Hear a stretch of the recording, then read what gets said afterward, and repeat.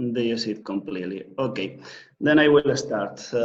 So, good morning, everybody. Good evening. I would like to thank the organizers for inviting me to this very interesting conference. I would like to thank especially Mrs. Professor Casabtesger, for whom I have a deep admiration, and whose works about Sinopean Amphora made me realize that the Black Sea is more present than we previously thought at Ephesus. First of all, I would like to say that what you are going to see today is just a preliminary vision based in a work in progress of different Ephesian contexts, and thus there are many open questions and not yet conclusive data. Well, I will try to use my 15 minutes as best as possible. As you will probably know, Ephesus was one of the most important cities of the Aegean, especially during the Hellenistic, Roman, and late Antique periods. It was placed at the western coast of Anatolia in a very important crossroads of terrestrial and maritime roads. Further, the territory of Ephesus, at the mouth of one important river in Western Asia Minor, was very rich in natural resources, with special regard to agricultural and marble commodities. However, Ephesus, as many other important settlements of Western Asia Minor, suffered from a continuous problem of shifting. As you can see in these both pictures, the line coast of Ephesus moved several kilometers to the west. Already during the Roman times, it was necessary to count on the investment of the city and the central government in different measures in order to ensure the viability of the Ephesian harbor. The most important of these measures was the construction of a channel that connected the city with the open sea. You can see the channel in the map, no? But also in the picture, in the lower picture. There have not been large excavations in the harbor area, but an intense geophysical survey was developed around the harbor basin, where several buildings related to storage of goods seems to have been placed. We will come later to one of these buildings. Ephesus was from the Archaic period, but with a special intensity from the Mid-Hellenistic period, an important prosody producer as well. Their products were largely consumed in the city, but some of them, especially the amphora, were also exported in large quantities. Here you can see the small vessels of the group of the 100 yards in the late Roman III.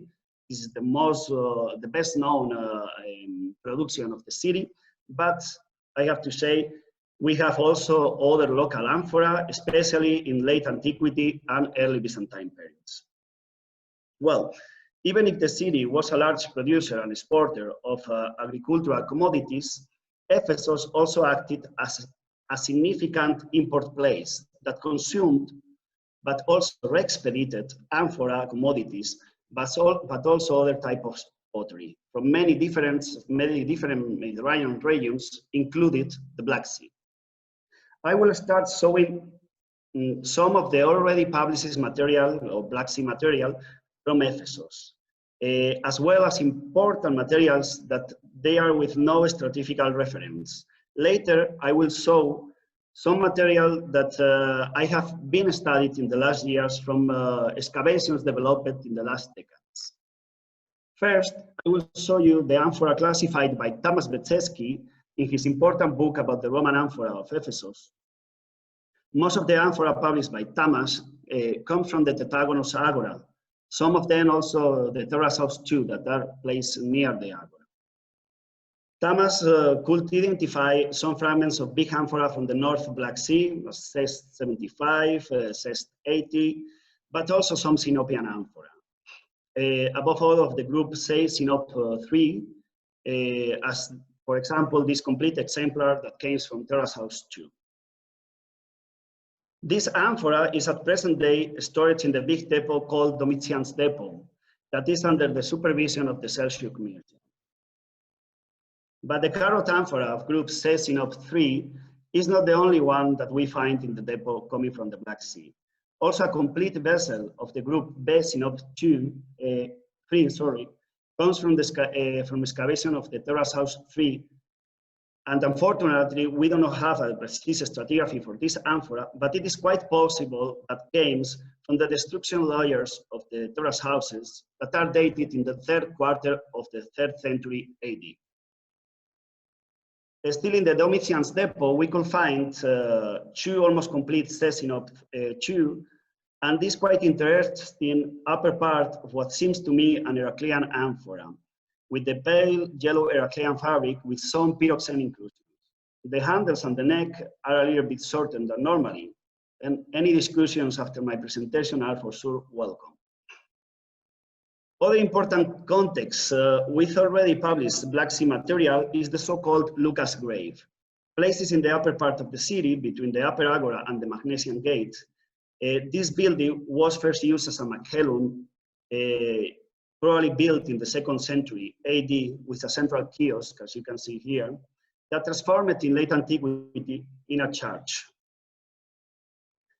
The big North Black Sea amphora of type Cest 75 similes, and the so-called by Mr. Opet feast table amphora appear together with the late antique Sinopean amphora, especially the C Sinop 3 types. A very important group of amphora of different moments and provenance, unfortunately, neither stratigraphic nor contextual reference has been found, has been recently studied by me in order to conform a reference collection of the Ephesian amphora. Most of the vessels are very good preserved and must come, we think, from some soundings made in the late 80s and early 90s near the harbor basin. Among the finds, there are some parts of Cesinop 1 and also Cesinop 2 with Sinopean fabrics. Some of them still bears ink inscriptions. But we count also on this part of a small amphora, maybe a S4 of Heraclea, that well, I will also need some help after my presentation, but the fabric looks again like this pale yellow-brown Heraclean with some small pyroxenan inclusions. Well, during the last 11 years, I have been working in the documentation and publication of different Ephesian contexts. I will show you some of the most important in order to have a deeper overview of the Black Sea imports. Probably the most important was the so-called harbor necropolis, placed at both sides of the harbor channel. Between 2009 and 2012, systematic excavations were developed in some burial chambers, where huge quantities of human bones were found and have recently been published. Some of the earliest burials are dated in the 2nd century AD, but the latest seems to be of the 5th century, as for instance, this chamber to the right, where 3 complete Cesinop 2 amphora were found together with an African K35A. However, most of the material of the excavation of the harbor necropolis does not come from closed chambers, but from the very potent strata probably linked with the flows of the riverbed and the channel too, that brought large quantities of discards of the harbor area. The larger quantity of material can be dated in the 5th and early 6th century, and we have a significant number of carrot amphoras, mostly from Sinop, but some of them probably also from Heraclea, as the one that you can see here in the lower part to the left, again with a fabric that is completely different to Sinop. Together with them, we have found a couple of the Sinop 1 similes, I would call, with a more or less fine orange-brown fabric. It seems to be an imitation of the late Roman one in a pontic way, but we are sure it is not from Sinop. Maybe it's from the North Black Sea. Again, some of the Sinopean and Heraclean productions still bear ink inscriptions that unfortunately we have not yet properly analyzed. So unfortunately, I cannot give you a statistic about the incidence of the Black Sea Amphora in this or other contexts. Just in one case that I will show you in 2 minutes, so we have a first approach. I hope to be able for the publication of the conference proceedings to have more data, especially for the harbor necropolis. This is a very interesting context. No? At present day, I can only tell you that in late antique contexts, especially those of the 5th and early 6th century, the Black Sea Amphora, mostly Sinopean imports, seems to be around 5 to 10% of the total quantities of amphora. And they play an essential role in the non-Aegean imports in Ephesus. Other important context that we are currently studying is the Prytaneum, especially the material coming from the part closest to the Aegean. Excavations of the early 21st century have brought in light materials mostly of the Hellenistic and early to mid-Roman times. Among them, assessed 72 with light Heraclean fabric and still bearing traces of an inscription has been found together with what seems to me a Colchian amphora with red coarse fabric with some quartz and Calcarean inclusions, but no pyroxene.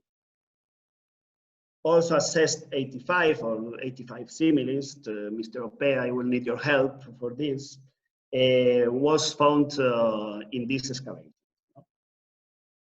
Last, in this short presentation, I would like to present some quantities, as I told you before. Even if it's still preliminary, because we must go further in the fragments that we had classified as uncertain, they can give us an idea of the impact of the Black Sea Amphora in Ephesus.